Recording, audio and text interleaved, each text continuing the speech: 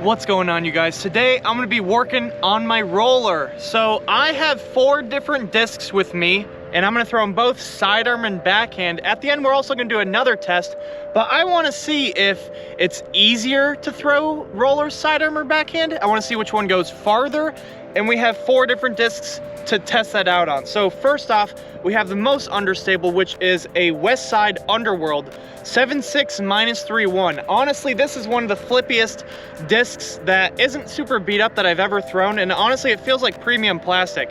Just wait till you see I throw this thing. I can throw it pretty much on a hyzer, and it's gonna go into a roller. Pretty awesome disc. The next step up, which isn't as understable, but is still very, very understable, is this Pro Starfire, and I believe it got like ran over by a car or something. It is crazy understable, and not to mention we do have a left to right wind, so that may or may not have a big effect on the rollers.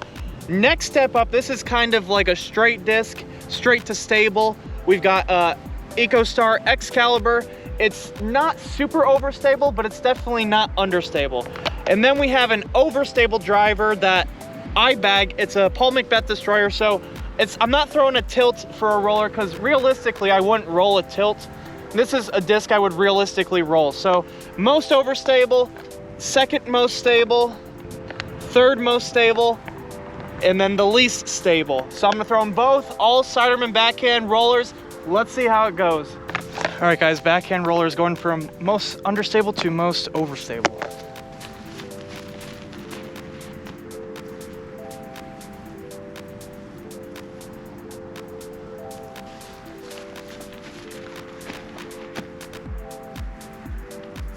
Okay, that was really good.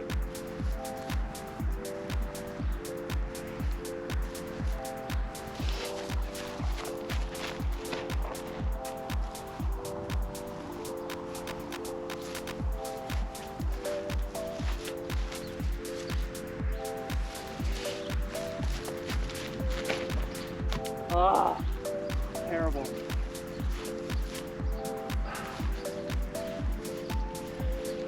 And that's one of the things about backhand roller, is it's really hard if you're gonna throw an overstable, stable disc to get that perfect roller. It's gotta be so high up like that. It's gotta be like straight down. And it's hard to throw something that stable and way out there at the same time. So with that, we're gonna see how long the best roller was, which was probably the second toss. And then we're gonna go and try sidearm.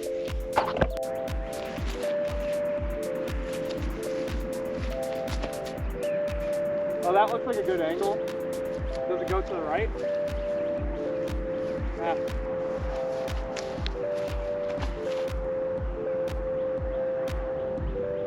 Oh, that could be really good. Does it stand up?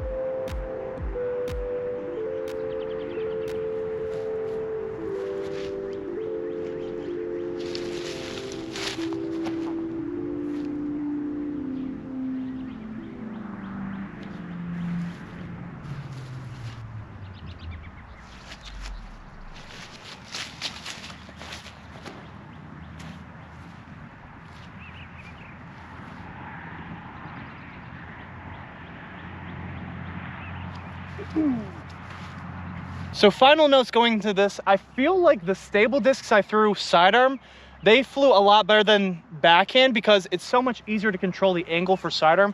But at the same time, the full roller with that second disc, I feel like ended up better backhand just because I can get more full of a shot. Sidearm, I still kind of have to control it, and I feel like I just can throw backhand just a little bit farther than sidearm. But overall, I feel like sidearm is probably going to be better for those more technical shots. And I feel like backhand is going to be best if you have like some sort of obstacle and you're going to have to throw an anhyzer anyway, so you might as well just throw a roller. Now, I almost want to advise to not throw the roller unless you have good conditions, meaning like if the grass is too tall, don't throw a roller. If you don't have the correct elevation, don't throw a roller. And if you don't know exactly what the disc is going to do not throw a roller. Today, I only threw one disc that's normally in my bag, and I don't roll it. That was the Pink Destroyer.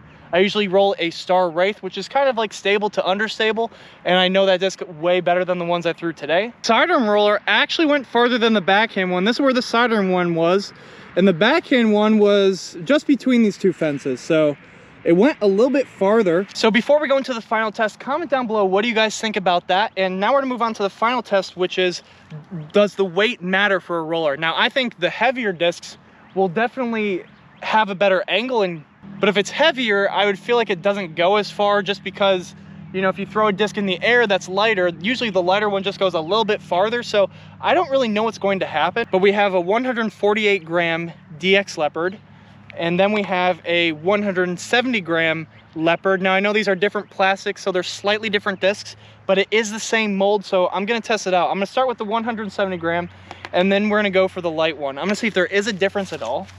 And honestly, these should go far because they're understable.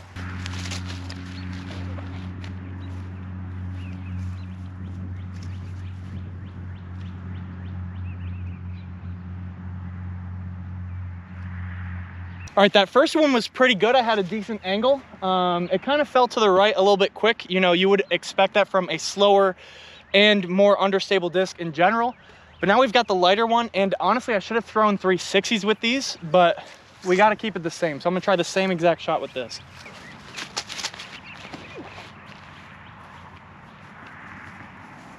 All right, so that has more angle. If it ever stands up, that'll probably be way better. So it is kind of fighting. It's fighting. It had a little bit more cut on it, but what I learned from those two shots is I actually don't think the weight matters that much, unless maybe it's really windy. Obviously, I feel like the heavier one would do better in the wind, but honestly, I think it was just the angle I messed up, and the lighter one didn't really seem like it was too much more understable. It actually felt like it was pretty stable, surprisingly. But anyways, guys, hope you enjoyed. If you did, make sure to leave a like, subscribe if you're new, and I will see you guys in the next one.